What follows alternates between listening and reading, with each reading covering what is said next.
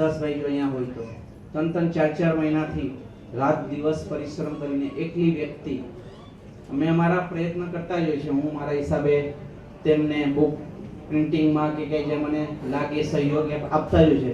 તો ખરી મહેનત પ્રભુદાસભાઈ વધારે રસોઈયાએ રસોઈ બગડે પણ આ એકલી વ્યક્તિ છે કે રસોઈ સરસ બનાવે છે પણ એને જમણવાર માટે આ યુવતીઓ આવતી નથી, આવે છે નહીં. આપણે છે ને સુરતી ઊંધિયું બહુ ભાવે પણ તમે શિયાળામાં નીકળો તો ઉંબાડિયું મળે ને ઉંબાડિયું. ઊંધિયું અને ઉંબાડિયામાં આ જ ફરક છે સાહેબ. એટલે આવી વ્યક્તિ એટલું સરસ મજાનું ઊંધિયું બનાવ્યું હોય પણ એને ઉંબાડિયાની કરવાની દશા આપણે એના ગુનેગાર છીએ. દર વર્ષે હું કહેતો આવ્યો છું કે આવી રીતના ન થવું જોઈએ પણ કોઈ જ અસર નથી. અને એમાં અમારી મુંબઈ નગરીને તો ખાસ સિક્કો લાગી ગયો છે સાહેબ. સમૂહ લગ્નની ટકાવારી ગણીએ તો અત્યારે મુંબઈની અંદર જે સમૂહ લગ્નો થતા એમાંય ટકાવારી નોંધપાત્ર આવી ગઈ છે. પૈસે ટકે સુખી છે બધા, એમાં કોઈ ડાઉટ નથી. પણ સમૂહ લગ્ન જે ગુજરાતમાં થાય છે, જે ચુડાસમા સાહિત્યકારે વાત કરી, એવા સમૂહ લગ્ન આપણે કરી નથી શકતા સાહેબ. મુંબઈ નગરીમાં કેટલા ઉમેદવારો, કેટલું સરસ મજાનું આયોજન, 15 વીઘાની અંદર લગ્ન થઈ રહ્યા છે 7 તારીખે મેંદરડામાં. અને એમાંય મારા એક સંબંધીના લગ્ન છે, હું ત્યાં જવાનો છું. એટલે અહીંથી મારે ત્યાં જવું છે ખાસ. ઉનાની અંદર અમુદરામાં આપણા મુરદાસ બાપાના થયા, નાના એવા જગ્યામાં કર્યું છે પણ સરસ મજાનું આયોજન.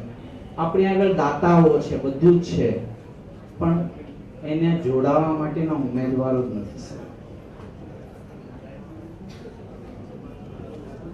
ઉત્તમભાઈ પટેલ ભાવનગરથી અહીંયા ઉપસ્થિત છે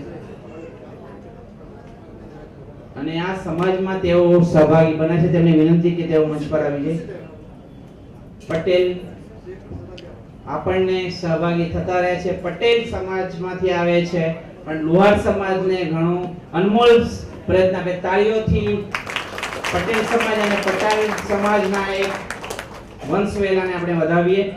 નંબર 66 વૈશાલી હર્ષદભાઈ પિત્રોડા, નંબર 67 શ્લેષા બટુકભાઈ મિસ્ત્રી, નંબર 68 જયશ્રી ગણપતભાઈ પંચાલ, નંબર 69 ડિમ્પલ મહેશભાઈ મકવાણા અને નંબર 70 વિધિ મહેશભાઈ મકવાણા.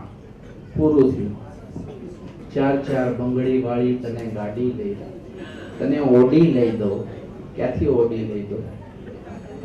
લાડી આવે તો ઓડી આવે ને, ગાડી આવે ને. એ વિરલ તને ઓડી લઈ દો, તને 4 બંગડી વાળી ગાડી લઈ દો. ગાડી આવી જાય પણ એમાં બેસવા વાળી લાડી તો આવે ને. મા બાપને જે ચિંતા હોય છે દીકરા દીકરીની, બાપને દીકરીની ચિંતા હોય અને માને દીકરાની ચિંતા હોય કે એનું ઘર બંધાઈ જાય, થાને પડી જાય. છોકરા છોકરીઓની ઉંમર વધતી જાય છે, ભણવામાં ગણવામાં હરીફાઈ જગતમાં આપણે જીવીએ છીએ. ને આજે જો મનની રેડિયોની અંદર પ્રોગ્રામ હતો સવારના આપણા નરેન્દ્રભાઈ મોદી સાહેબનો, તેમાં એણે ટકોર કરી છે કે તમારી અગર સ્કેલ હોય ને, સ્પર્ધામાં જીવો પણ તમારું અંદરનું સ્કેલ હોય. આજ આપણા 2 મહિનાના વેકેશનની અંદર છોકરાઓને આપણે છે ને આમ મશીન બનાવી દે છે ભણવામાં. આ ક્લાસ, ઓલા ક્લાસ. શું આપણા બાપ દાદાએ ક્લાસ કર્યા હતા? જીવતા નથી. આજુ બધા બેઠા, તાળીઓથી વધાવો બધાને. શું ભણ્યા નથી? શું કમાણા નથી? શું સંસાર નથી માંડ્યા? સીબીએસઈ બોર્ડ, દિલ્હી બોર્ડ, આ બધા બોર્ડમાં એવા અટવાઈ ગયા છે ને, આપણે આપણી સાચી ઓળખ શું છે એ ભૂલી ગયા છે. નરેન્દ્રભાઈ મોદી કહે તમે સ્કેલ કરો. તમને રિક્ષા શીખવાનો ઓલો લાવો લેવો હોય તો રિક્ષા શીખો, સ્કૂટર શીખો. તમારી ઈચ્છાઓને અંદરથી પ્રગટ કરો. આજના જ કાર્યક્રમમાં હું સવારે સાંભળતો હતો મન કી બાતની અંદર. આજના આપણા કયોત ને ભારત દેશ આઝાદ થયો પણ ભારતીય જનતા પાર્ટીનો ભલે હોય પણ આપણો ગુજરાતનો શ્રી નરેન્દ્રભાઈ મોદી જેવો પ્રધાનમંત્રી અત્યાર સુધી નથી થયો. તાળીઓથી વધાવી દો સાહેબ. એને જે સુધારા વધારા કર્યા 2000 ને 500 ની નોટના, કોઈના બાપની તાકાત નથી કે એ સુધારો કરી શકે. એ ભડનો દીકરો આપણો નરેન્દ્ર મોદી.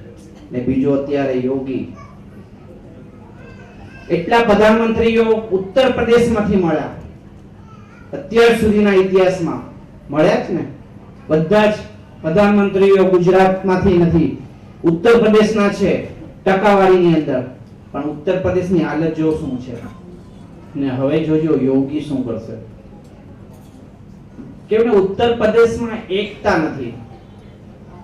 આપણી ગુજરાતમાં તો એકતા છે. ભાઈઓ ભાઈઓ ભલે ટાંગ ખેંચે, સાહિત્યકારે વિગત કરી, પણ ટાણે ઉભો રહી જશે. ભાઈઓ ભાઈઓ બાંધતા હશે, પણ દીકરીને વળાવતા હશે ને, આવીને હાજરી લગાવી જશે. આ આપણા સંસ્કારો છે. રામ ભગવાન ક્યાં થયા? ઉત્તર પ્રદેશમાં થયા ને, અયોધ્યામાં. સાચવી શક્યા?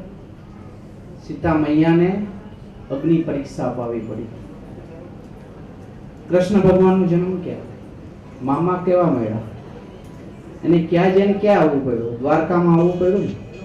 એને સાચવી શક્યા? આપણે સાચવ્યા. હકીકત છે. હું જે હકીકત કહું છું આ હકીકત છે. બુદ્ધ ભગવાન બિહારની અંદર થયા. એને ક્યાં જવું પડ્યું? આ લોકો સાચવી નથી શકતા. મહાભારત ક્યાં રચાયું? 5 પાંડવોને એક પત્ની દ્રૌપદી. મહાભારતની આખું ઘટનાક્રમ ભારતની ભૂમિ આ યુપીમાં થઈ છે. એકતા નથી સાહેબ.